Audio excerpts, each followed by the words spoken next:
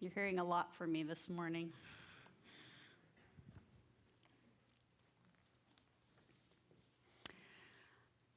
Isaac Bashevis Singer tells a story about a very angry man. The man has to have everything just so. Anytime things don't go his way, he shouts and belittles and on occasion reacts violently. So even though he is rich and learned and successful, the man is miserable. His business partners have left him, his friends want nothing to do with him, his children are afraid of him, and his wife is fed up. One day the man says to his son-in-law Baruch, "What shall I do? I'm a bad-tempered man. I know the sin of anger is as evil as that of idolatry. For years I've tried to control my temper, yet it only gets worse. I'm sinking into hell. In worldly matters too, it's very bad. My enemies want to destroy me. I'm afraid I'll end up without bread in the house." Baruch suggests that he and his father-in-law go to visit a tzaddik, a Hasidic Rebbe named Chezkalah of Kuzmir, to ask for help. His father-in-law is a misnagid, a Jew who is opposed to the Hasidim, so he is skeptical, to say the least. But the man is desperate, so he and his son-in-law make the journey to see the Rebbe. I'll tell you the end of the story later. But as you can probably guess, so you have to keep paying attention, the Rebbe is able to help the angry man, and they all live happily ever after. If you're feeling like the angry man in the story, you're not alone. Apparently, there's even a term for the state many of us have been in, panger. According to the Mayo Clinic, research has shown an increase in frustration, agitation, and anger throughout the course of the COVID-19 pandemic. Pandemic anger, or panger, is a real mental health concern many people are dealing with. Even now, as the pandemic is more manageable and less frightening than ever before, living with the uncertainty and anxiety still takes an emotional toll. Anger is a common human response when we are confronted with our own powerlessness and vulnerability, or when we see the gap between the world as it is and the world as we'd like it to be. Put another way, human beings tend to get angry when we don't get what we want. Even setting COVID aside, you might have noticed that we are living through a time of great division in our country. Anger seems to be the one thing we have in common. No matter where we fall on the political spectrum, we can find plenty to be angry about. We can be angry about the Supreme Court tossing reproductive rights out the window, or about our government's unwillingness to enact meaningful gun control.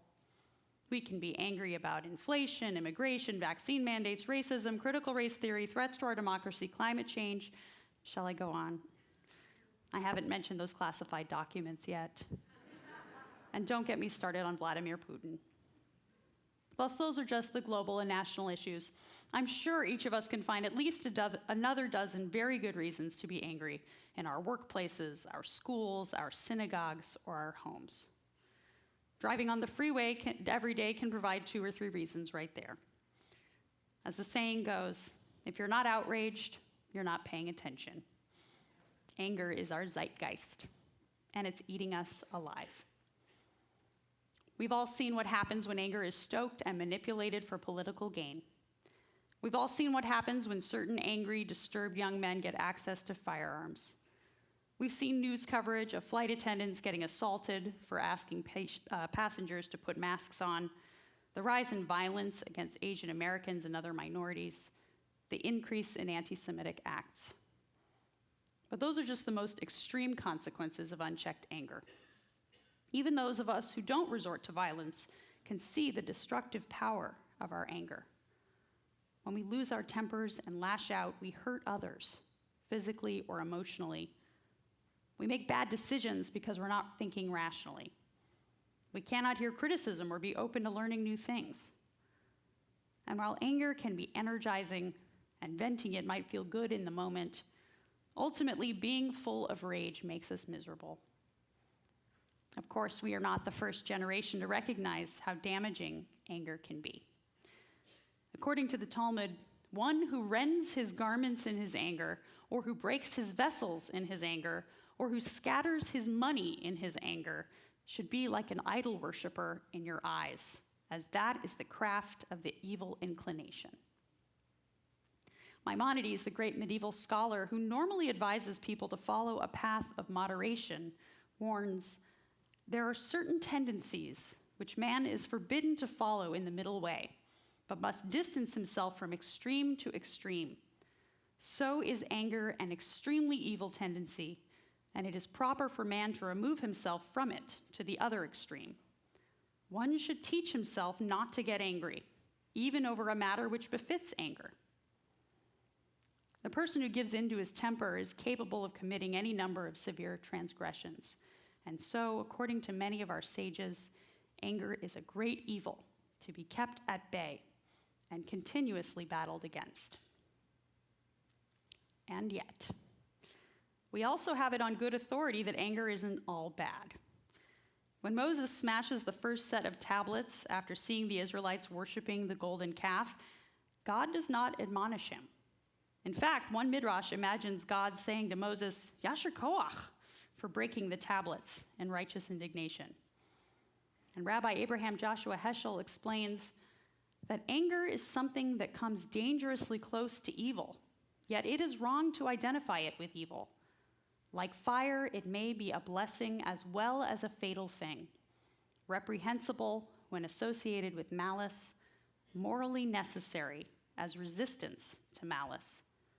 Anger may touch off deadly explosives, while the complete absence of anger stultifies moral sensibility. In other words, anger can be a moral response to the evils we face. How do we know this for sure? Because God gets angry.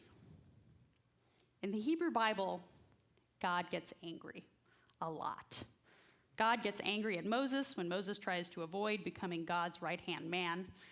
God gets angry at the Israelites when they build that golden calf, when they show no gratitude during their wandering in the desert, and when they lose faith in God time and time again. But most of all, God gets angry when people act wickedly, when they forsake God's commandments, when they worship other gods. We might feel uncomfortable when we think about God's wrath, thinking, this is the God who is loving and merciful? This is the God who on this holy day is going to forgive me?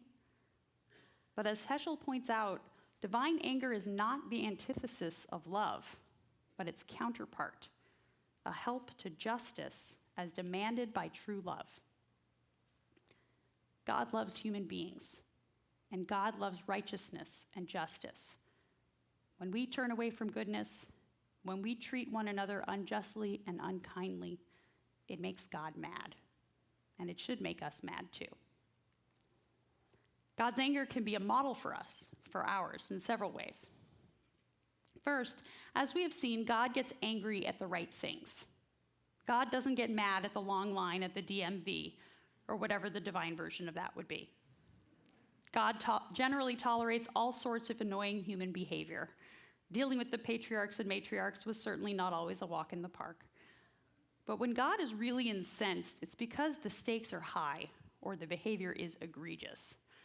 So we should likewise save our anger for what's really important. The 13th century Rabbi Jonah Gerandi advises, weigh in the scales of your intellect if this thing is fit to get angry about. And if you find any argument to remove your anger, use it and negate it. But if it is a thing that is fit to be angry about, regardless, then you can allow yourself to get angry.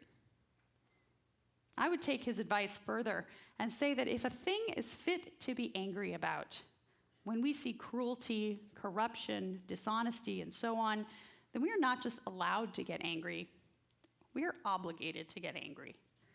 When we stop being angry at injustice is when we stop being moral beings. Another aspect of God's anger that we are called to emulate is God's patience. One of the central texts of our High Holy Day liturgy, which we will hear later this morning, is the 13 attributes of God. Adonai, Adonai, El Rachum v'Chanun, Erech Hapayim v'Rav Chesed v'Emet. Adonai, Adonai, God, compassionate, gracious, slow to anger, loving and true. God is slow to anger, and God's anger passes quickly. As Psalm 30 says, God's anger is for a moment, God's favor for a lifetime. One way we can cultivate patience is through empathy. When we are attuned to how others might be feeling or why they're behaving a particular way, we can draw on our compassion and avoid, or at least delay, getting angry. Being the parent of a small child is a good spiritual exercise in this regard. And finally, God's anger is a model for us because God controls it. Yes, there are times when God smites people for their sins, but more often, we read in the Bible of God's anger blazing against the people, but then being held back when Moses intercedes or the people repent. The sages see God's forbearance as the greatest example of God's might, saying, "This is the might of his might, that he conquers his inclination in that he exercises patience toward the wicked."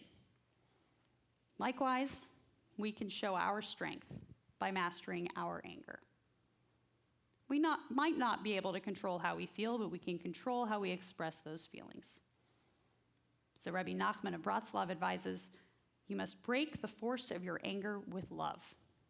If you feel yourself becoming angry, make sure you do nothing unkind because of your anger.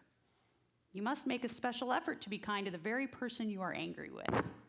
Sweeten your anger with kindness. Easier said than done, I know. But Rabbi Nachman is wise to remind us that our emotions do not have to dictate our actions, and in fact, our actions can affect our emotions. Kind acts just might lead us to kind feelings. I want to point out that controlling our anger is not the same as denying or suppressing it. Just as there are those of us who are short-tempered and must work to control our anger, there are also those of us who find it difficult to express it at all. And suppressed anger can be damaging as well. Suppressed anger doesn't disappear. It makes itself known through high blood pressure, depression, anxiety, or pain. Women and people of color are especially susceptible to this problem. Women, for example, are taught from a young age that we are supposed to be nice, meaning gentle, passive, and accommodating. Anger is seen as a masculine trait, so when women express our anger, we are defying the natural order of things, and it sometimes makes us and other people very uncomfortable. That is why, as Rebecca Traister in her book Good and Mad explains, men like both Donald Trump and Bernie Sanders can wage yelling campaigns and be credited with understanding and compellingly channeling the rage felt by their supporters, while their female opponents can be jeered and mocked as shrill for speaking too loudly or forcefully into a microphone. As Traister explains, we are regularly fed and we regularly ingest cultural messages that suggest that a woman's rage is irrational, dangerous, or laughable. A friend of mine told me a story recently that illustrates the point. She was in a staff meeting at work, and she expressed frustration during the meeting because something her boss had done to undermine her. After the meeting, her boss took her aside and reprimanded her for losing her temper in front of everyone. The ironic thing is, she pointed out, that one of my coworkers regularly loses his temper during these meetings. He can throw a tantrum whenever he wants, and no one says a word. I lose my temper once, and I'm berated for it. We accept and expect men to show their anger, and we expect women to keep theirs well hidden. Likewise, the stereotypes of the angry black woman or the violent propensities of black men prevent people of color from expressing their anger for fear of being dismissed or accused of stirring up trouble. As Soraya Shamali writes, men who display anger at work, studies find, gain influence, whereas their female peers lose influence. A typical study asked lawyers if they were free to use anger at work when a case merits it, and if they felt they were punished for displaying aggression. White men felt much freer to express anger at work than any other group, including minority men, and experienced fewer negative consequences for expressing their anger. When anger is only acceptable from white men, then anger itself becomes a tool of oppression. The antidote to this weaponization of anger is for us, for all of us, is to listen to and acknowledge the anger of women and minorities. As Traister writes, we can change the system by doing what the world does not do, by acknowledging, paying attention to, respecting, and not shying away from other women's anger. Seek it out, Notice it. Ask women what makes them angry and listen to them when they tell you. If part of what they're angry at is you, take it in. Acknowledge how their frustrations might mirror your own, even if they are refracted at you. If divine anger is not the antithesis of love, but its counterpart, as Heschel suggests, then listening to another person express their righteous anger is an act of love. And that act might just be transformative. For as Traister suggests, in the fury of women lies the power to change the world. That's a topic for another sermon. So when we get mad, as we inevitably will, our anger can be a motivation for self-reflection. If we find ourselves furious all the time or reacting out of proportion to the circumstances, it is a good time to ask why. Are my feelings of anger masking other unpleasant emotions like grief or shame? Do I have an inflated sense of self-importance which causes me to feel aggrieved because people aren't showing me the deference that I think I deserve? Have I forgotten that I'm not God and the world does not, in fact, revolve around me? Chances are, if you're a human being, the answer to this last one is yes. We all forget from time to time that we are not the center of the universe. When we adjust our expectations in a world of which we are just one very small part, we will have less cause to be angry when others don't live up to our standards. When we get angry, we know what not to do. We should not let it overpower our good sense or our conscience. No matter how justified our anger is, it should never lead to abuse or violence.